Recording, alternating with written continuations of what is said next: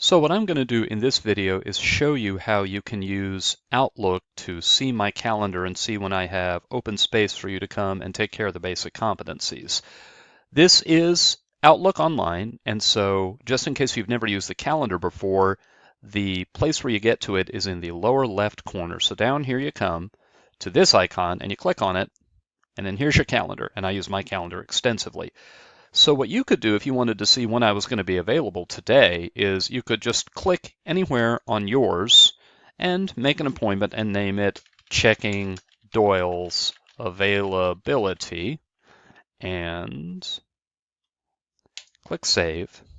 And then what you are going to do is you are going to double click that to open it up and then add a person. Now, I'm already inside my own account, so I'll just pick Katie Noel because she was a suggested contact.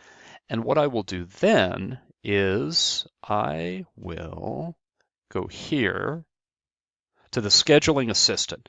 Now, here's people, and then there's the little peg person. That's add attendees. You don't want that. Right next to it is the calendar with a clock, scheduling assistant. And you click on that.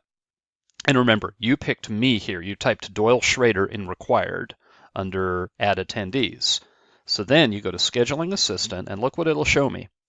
It shows me in this column, here's my calendar and here's hers. So if I wanted to meet with Katie, 9 a.m. could be a good time, 4 p.m. could be a good time, but you can see all of her busy blocks. And there's something she's tentatively accepted at noon, so in an emergency, I might be able to check and say, could you meet with me at noon?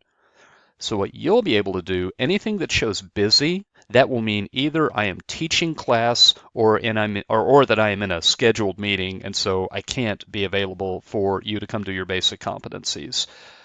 But that lets you plan your time a little bit better so you can get the basic competencies taken care of just as soon as you possibly can. I look forward to seeing you.